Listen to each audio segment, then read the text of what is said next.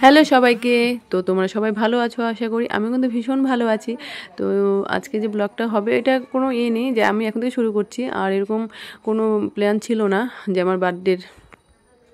এটা হলো আমার বার্থডে পার্টির ব্লগ। তো আমাকে দেখছো, আমাকে রেডি করে দিচ্ছে আমার ননদ, আর সেই কেকও চলে এসছে। তো কেকটা কাটা হবে, তো ওরকম বড় করে হচ্ছে না, ছোটো মোটোই বলতে পারো। তো আজকে আমি শুধু কেকটাই কাটবো। তো এরকম কোনো প্ল্যান ছিল না সকাল থেকে। তো আমরা কিন্তু সন্ধ্যের সময় প্ল্যানটা হলো যে বৌদি ভাইয়ের কেক কাটা হবে, যেহেতু আজকে বার্থডে। আর আমার মনটা একটু খারাপই ছিল, যেহেতু মেয়ে ছিল, আর একবার ভালোই বড় করেই করেছিল। তো যাই হোক, মেয়ে ছিল, মেয়ে নেই, তো জন্য আর মনটা খারাপ ছিল। তো দুই ননদ আছে, বলছে না তোমাকে কেক কাটতে হবে। তো যাই হোক, তারপর আমার যাকে ডেকে নিলাম, আমার ছেলে। তো এদেরকে নিয়েই আমি কেকটা কাটবো আজকে। দেখো আমাকে রেডি করে দিল, আমি তো সেজে গুজে এখন বসে গেছি। আর এদিকে পাকুনি দেখছি আমার ভাস্তি, ও তো খুব খুশি। আমার বম্মার বার্থডে মানে কেক কাটা হবে, ও খুব খুশি। আর ও এমনিতেই খুব হাসি খুশি, খুব কিউট ও। ও ইস, ও একবার ফিট ফর্সা কে? না আমি কোনো ফিট না, আমি একদম তোকে বলিনি। একদিন দুটো টাইপ করে নিবি। টানা পিয়া। ওকে না ওকে।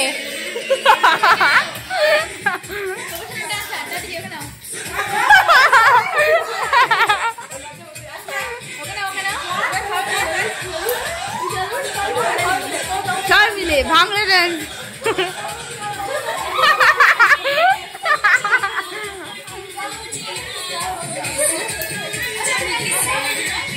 করো টানা পি। হাই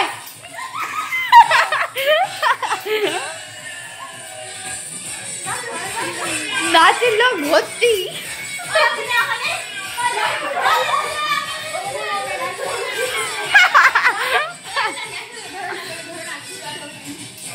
পিউ ধর, তো মাকে ধর।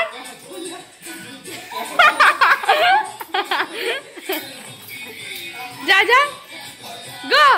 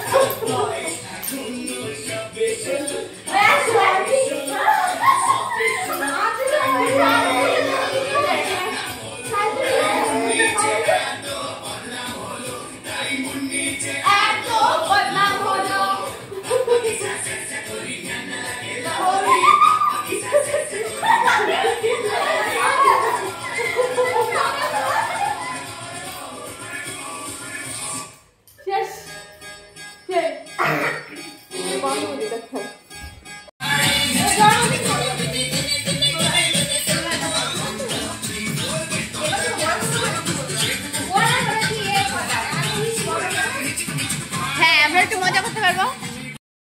তো আমি কেক কাটার ভিডিওটা করতে পারিনি, তখন লাইভ করছিলাম। তো যাই হোক, আমার কেক কাটা হয়ে গেল, নাচানাচি হয়ে গেল। তো মানে অল্পের মধ্যে খুব সুন্দর হলো বার্থডে পার্টি আমার। তো আজকের মতো টাটা, সবাই তোমরা ভালো থাকো, গুড নাইট।